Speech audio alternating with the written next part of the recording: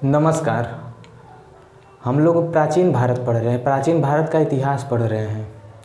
प्राचीन भारत के इतिहास में वैदिक सभ्यता पढ़ रहे हैं और वैदिक सभ्यता पढ़ते पढ़ते हम लोग इतना जान चुके हैं कि वैदिक सभ्यता का निर्माण आर्य ने किया था। आर्य कौन थे, कहाँ से आए थे, आकर भारत में कहाँ बसे, ये सब इसके पहले वीडियो में बताया गया है।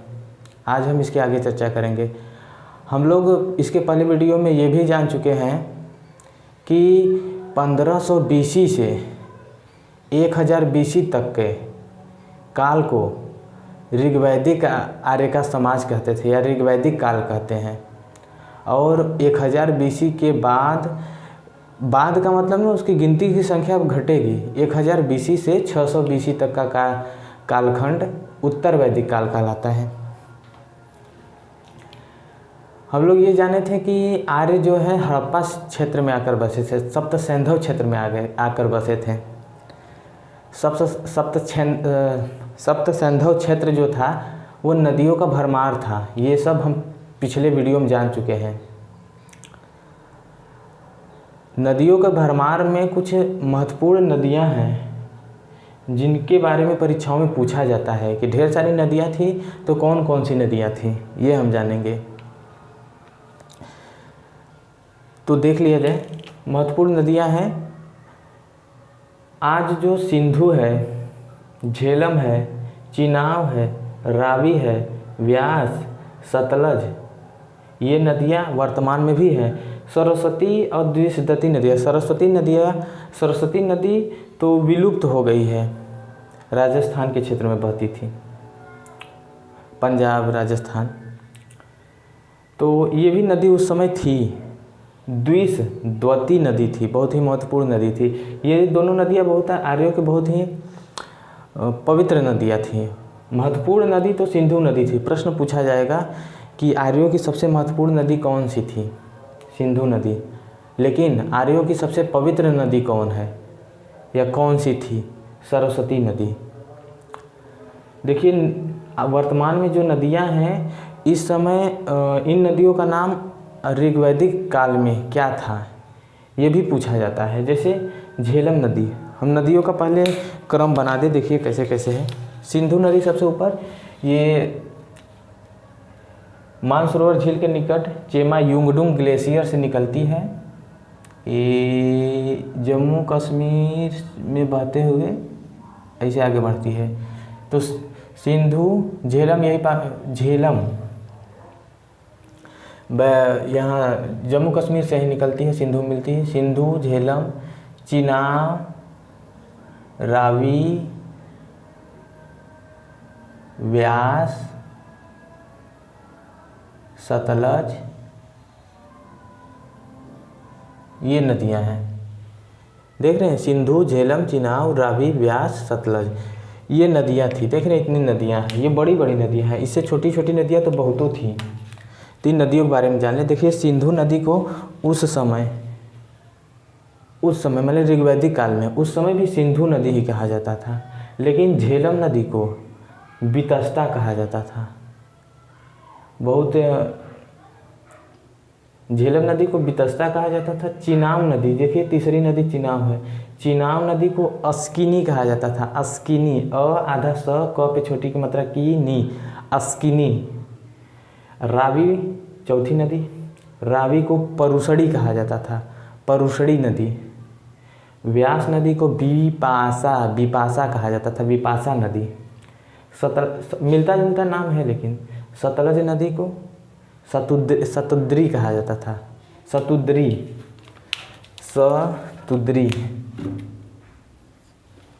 नदी।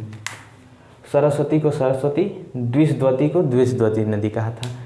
तो ये बहुत इंपॉर्टेंट क्वेश्चन है। इससे बनता है 1 नंबर का क्वेश्चन बनता है कि झेलम को प्राचीन नाम क्या था, झेलम का प्राचीन नाम क्या था। इसी में से 4-5 ऑप्शन देगा। आपको पता है वितस्ता, तो वितस्ता पे मार देंगे टिक। सिंधु क्षेत्र में बस केवल यही 6-7 नदियाँ नहीं, 7-8 नदियाँ नहीं, पाकिस्तान की भी नदियाँ बहती थी। कुभा, देखिए इसमें काबुल नदी है, गोमल है, कुर्रम है, स्वात है, 4 नदियां हैं। काबुल, गोमल, कुर्रम, स्वात, ये नदियाँ आज भी हैं पाकिस्तान में। लेकिन उस समय ऋग्वैदिक काल में इनके भी कुछ नाम थे। काबुल का नाम कुभा था, गोमल का नाम कुर्रम था। देखिए, काबुल नदी थी, इसका नाम कुभा था। गोमल जो नदी थी उसका नाम गोमल ही था, यहाँ से देखिए गोमल ही था।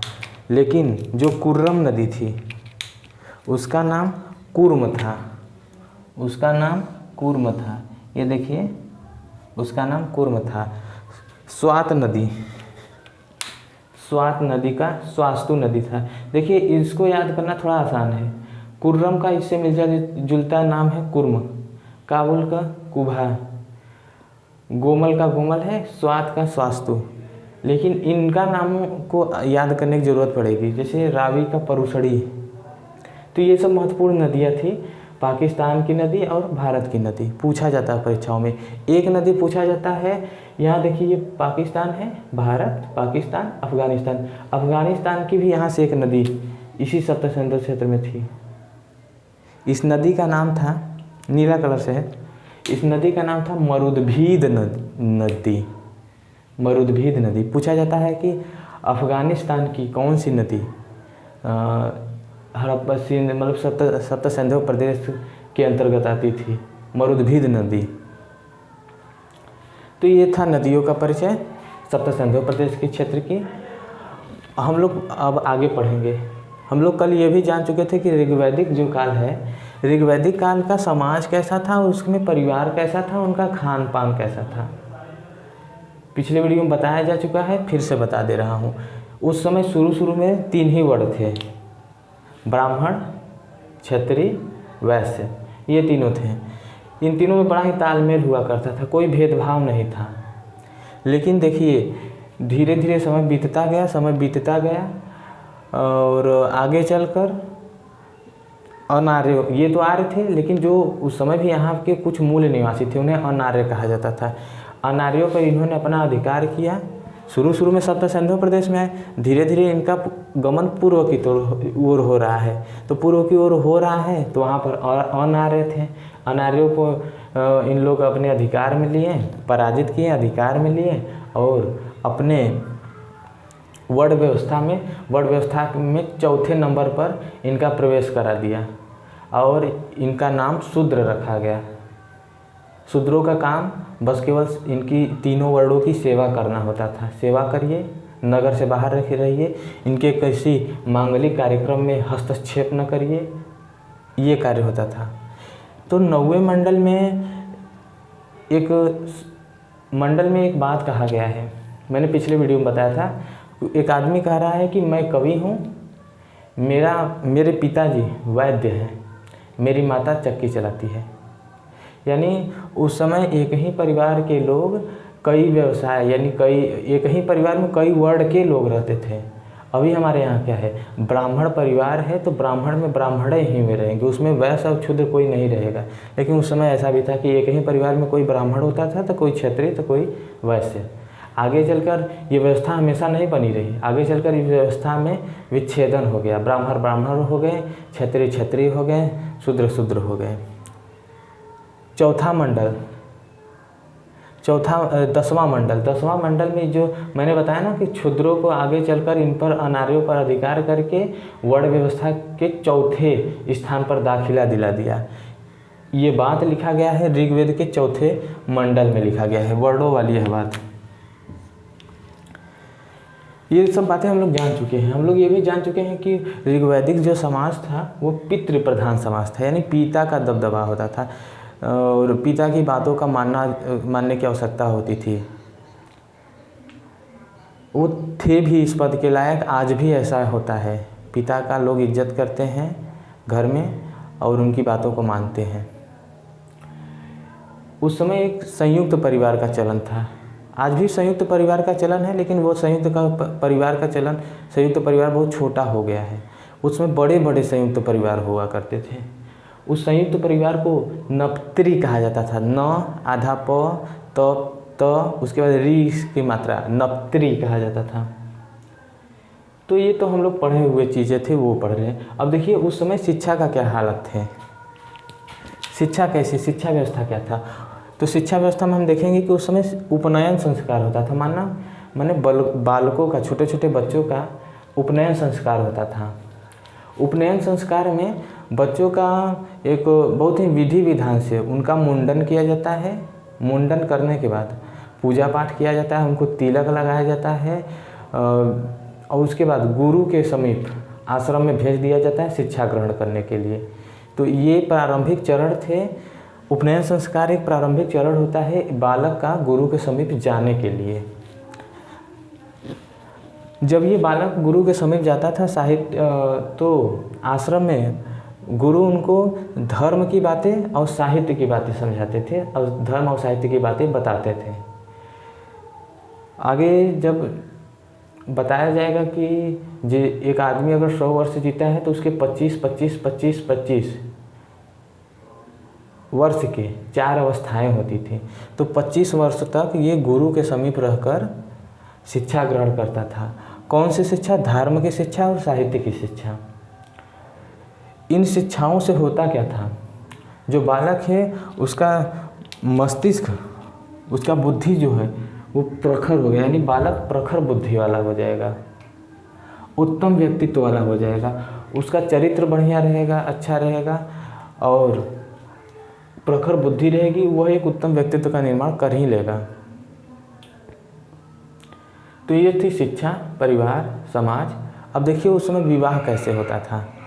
हम लोग एक समाज के बारे में पढ़ रहे हैं, सीख रहे हैं, जान रहे हैं। रटने से कुछ नहीं होगा, जब तक हम लोग जानेंगे नहीं, जान लेंगे काम खत्म। विवाह कैसा होता था? आज भी विवाह एक धार्मिक और पवित्र कार्य माना जाता है। उस समय भी विवाह को एक धार्मिक और पवित्र कार्य माना जाता था। आज के माता पिता का भी एक धर्म होता है कि अपने पुत्र और अपने पुत्रियों का विवाह करें। उस समय भी यही धर्म था। वर पक्ष का जो भी मतलब कि उसके पिता होते थे या जो भी उसके गार्जियन होते थे, वो कन्या पक्ष के घर जाते थे, कन्या का हाथ अपने पुत्र के लिए मांगते थे। बहुत ही विधि विधान से शादी विवाह होता था। अग्निकुंड जलती थी, उसके अग्निकुंड के पास वर और कन्या दोनों को बैठाकर पूजा पाठ किया जाता था। इस प्रकार विवाह संपन्न होता था। लेकिन आज की तरह उस समय दहेज प्रथा नहीं था, दहेज नहीं दिया जाता था। विवाह हो जाता था, कन्या अपने ससुराल चली जाती थी। ससुराल जाते समय लेकिन पिता पक्ष के लोग यानी उसके मायके से कुछ पुरस्कार उपहार दिए जाते थे। उपहार, दहेज नहीं होता था, बस केवल उपहार होता था। उस उपहार को वहतु कहा जाता था। प्रश्न, ऋग्वैदिक काल में विदाई के समय कन्या को दिए जाने वाले उपहार को क्या कहते हैं? आप बताइए। वहतु। विवाह जान गए। अब विवाह स्त्री और पुरुष में होता था।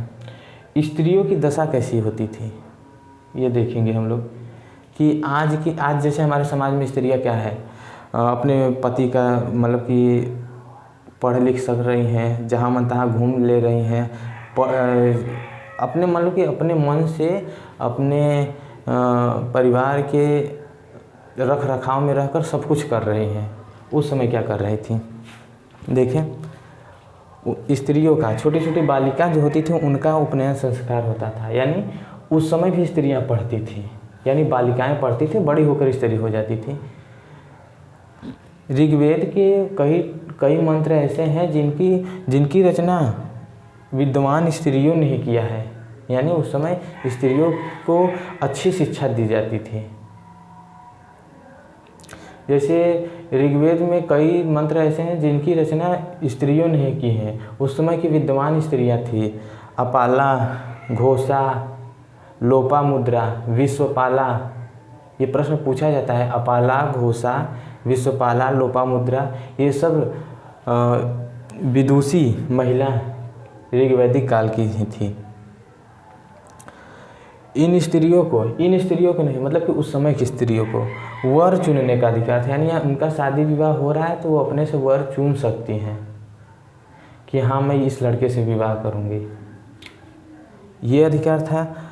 उनको ये भी, यहाँ तक कि उनको ये भी अधिकार था कि यदि उनकी शादी करने की इच्छा नहीं है तो वो जीवन भर बिना शादी किए भी रह सकती है, वो उनके ऊपर है, इतना अधिकार था। वो अपने मायके में रहेंगी। उनको स्त्रियों को उसके बाद जीवन भर अविवाहित रहने का भी उनका अधिकार होता था, मतलब कि उनकी छूट इतना होती थी। विवाह प्रथा, विधवा प्रथा, शादी विवाह हो जाता था, किसी कारणवश यदि पति की मृत्यु हो जाती थी तो उस औरत का दूसरा विवाह हो जाता था। और दूसरा विवाह किसी अलग से नहीं, उसके देवर से होता था, छोटे देवर से होता था। छोटा देवर नहीं तो बगल के किसी देवर से होता था, मतलब कि कहीं तीसरे जगह नहीं जाना होता था। अब विवाह भी विवाह का एक शर्त होता था, उस शर्त का नाम है नियोग प्रथा। मतलब कि अगर उस विधवा प्रथा था, मतलब विवाह भी हो जाता था। और दूसरी बात, अगर उसको देवर है और उस महिला का पति मर गया है, दूसरी बात बता रहा हूँ ना, अगर उस महिला का, किसी महिला का पति मर गया है यानी ख़त्म हो गया है, उसको एक भी पुत्र नहीं है, तो वह अपने इच्छा से अपने देवर से संबंध बना सकती है। और यह संबंध मात्र केवल एक संतान प्राप्ति तक रहेगा। मतलब कि ये अस्थायी विवाह हो जाता था। इस प्रकार के विवाह को नियोग प्रथा कहते हैं, यानी एक संतान की प्राप्ति के लिए देवर से संबंध बनाना, और संतान प्राप्ति हो जाए तो संबंध का विच्छेदन कर देना, नियोग प्रथा कहलाता है। अब देखिए बहुपति विवाह। सबसे इंटरेस्टिंग बात यह है, अब तक जितना जाने आप लोग सब तो ठीक ठाक चलता फिरता लग रहा है, लेकिन बहुपति विवाह मतलब एक ही कन्या कई पतियों को रख सकती थी। बहुत ही विचित्र बात है। ये प्रचलन था, लेकिन हर एक समाज में देखिए छोटे निम्न परिवार और उच्च परिवार, दोनों टाइप के परिवार होते थे।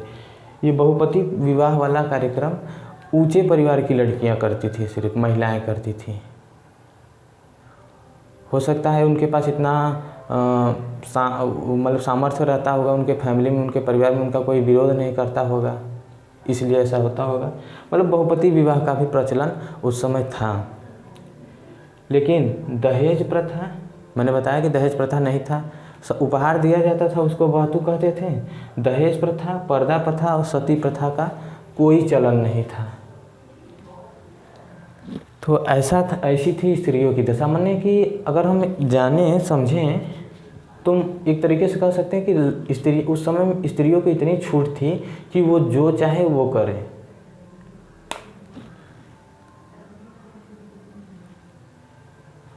अब देखिए विवाह स्त्रियों की दशा खत्म हो गया। अब हम देखेंगे ऋग्वैदिक आर्यों का दैनिक जीवन।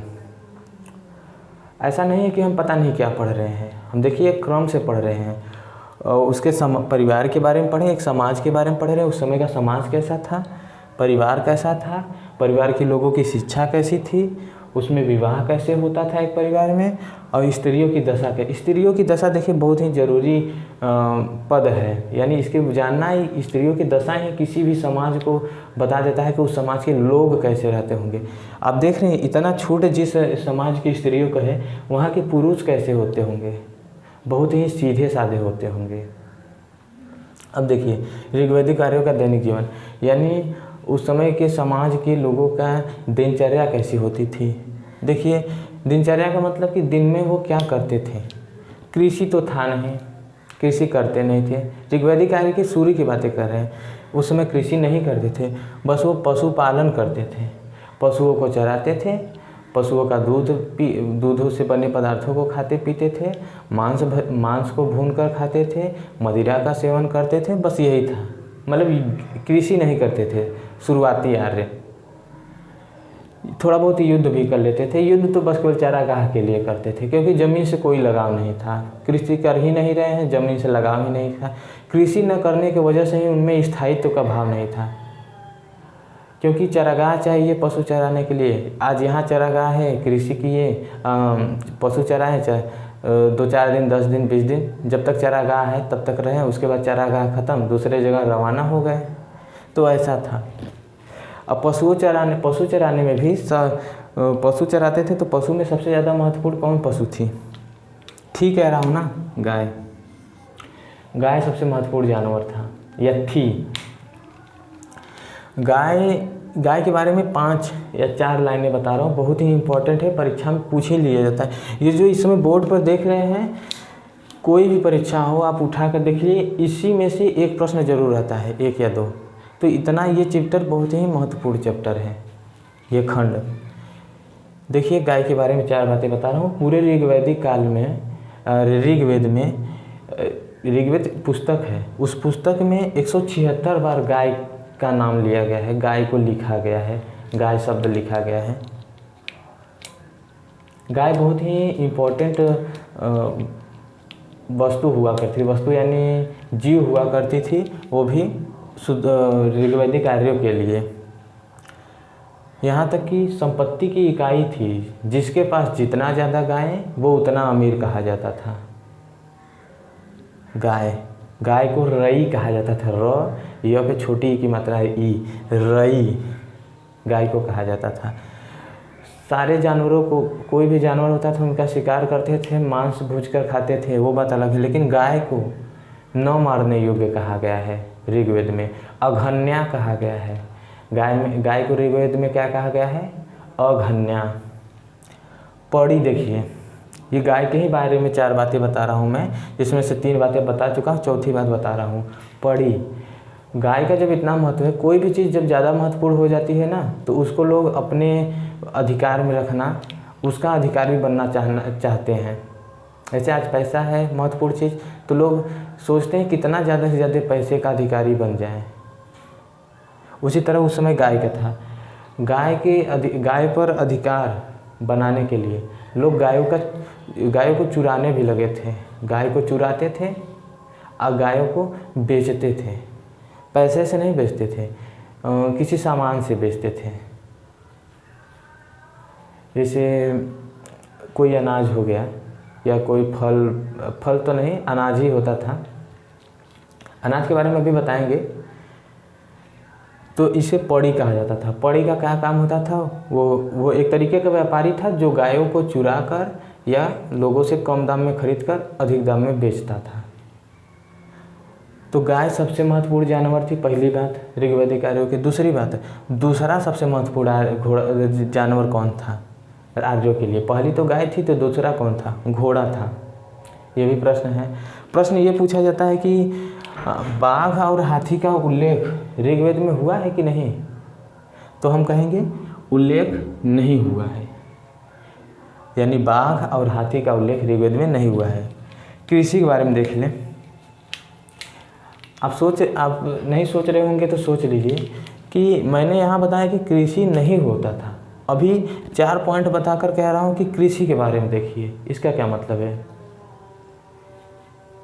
बहुत बड़ी बात है। हम लोग 1 घंटे में पढ़ रहे हैं, 500 साल के समय को पढ़ रहे हैं। देख रहे हैं 1500 BC से 1000 BC तक 500 साल। अगर एक पीढ़ी 100 वर्ष की भी होती होगी तो 5 पीढ़ियों को पढ़ रहे हैं। अब 5 पीढ़ियों में इतना परिवर्तन नहीं हो सकता कि पशु चराने से लेकर वो धीरे धीरे खेती करना शुरू कर दें। आज एक गरीब बाप होता है, परिवर्तन की बात बता रहा हूँ मैं।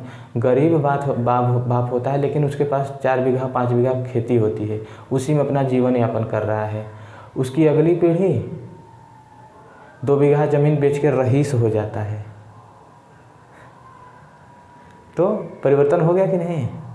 यानी जहाँ उसके बाप बस केवल हल चलाकर पेट भरने के लिए अनाज उत्पन्न कर पाते थे, वहीं वह 2 बीघा ज़मीन बेचकर 3 बीघा पर खेती कर रहा है और रईस बना पड़ा है। तो ये परिवर्तन होते रहे हैं। तो 500 सालों में ये शुरुआती मानव पशुपालन करते थे ना, आगे चलकर ये कृषि धीरे धीरे करना सीख गए। करना ऐसे सीख गए ना, जब ये सप्त सिंधु प्रदेश से ये धीरे धीरे पूर्व दिशा की ओर, यानी पंजाब, राजस्थान और उत्तर प्रदेश की ओर धीरे धीरे गमन कर रहे हैं। और जैसे जैसे ये गमन करते जाते हैं, समय बीतता जाता है, और समय बीतता जाता है वैसे वैसे इनमें परिवर्तन शुरू हो जाता है। क्योंकि हम देखेंगे इधर ये पहाड़ी क्षेत्र है, जैसे जम्मू कश्मीर का क्षेत्र नदियों का क्षेत्र है, उसके बाद राजस्थान रेतीली मरुस्थल का क्षेत्र है। तो इसके आगे जब ये आएंगे ना, तो इसको एक उपजाऊ मिट्टी मिलेगी। तो उपजाऊ मिट्टी में इन्हें कृषि करने के लिए एक नया अंदाज़ा देंगी, यानी विचार देंगी। तो अब ये धीरे धीरे कृषि करना शुरू कर दी। ये लगभग जैसे 1500 में सभ्यता शुरू हुई ना, तो 1500 के बाद 1400, 1300, 1200, यानी 2-3 पीढ़ियाँ बीत गई। उनके बाद ये कृषि करना धीरे धीरे सीख रहे थे, माने कि धीरे धीरे कृषि आ गया करना। और कृषि में भी कोई ढेर सारी कृषि नहीं है, बस केवल एक ही अनाज है, यौ का उल्लेख हुआ है ऋग्वेद में। जितनी भी कहानियाँ बताई जा रही हैं ये कोई देखा नहीं है, और ना तो हूबहू ऐसे लिखा गया है, वो तो बस श्लोक लिखा गया है ऋग्वेद में, श्लोक को पढ़कर कहानी बनाया गया है। तो कृषि बस केवल यौ का किया जाता था। और कृषि के लिए ऋग्वेद में के श्लोकों में कुछ बातें लिखी गई हैं, कृषि से संबंधित कुछ बातें लिखी गई हैं, या कुछ सामानों का नाम लिखा गया है, ज़मीनों का वर्णन किया गया है। जैसे अगर कोई ज़मीन बहुत उपजाऊ मिल जाती थी या कोई ज़मीन उपजाऊ होती थी तो उसका नाम ऋग्वेद में उर्वरा कहा गया है। अभी हम लोग उर्वरक खरीदते हैं, यूरिया खरीदते हैं, ये एक उर्वरक है जो खेती को उपजाऊ भूमि बनाने में सहायता करता है। तो अगर कोई उपजाऊ भूमि है तो उसको उर्वरा कहा जाता था। दूसरी बात, उपजाऊ नहीं है यानी ऊसर भूमि है, खेती हो ही नहीं सकती, तो ऐसी भूमि को ऋग्वेद में, ऋग्वैदिक काल में या ऋग्वैदिक आर्य क्या कहते थे, खिल्य कहते थे।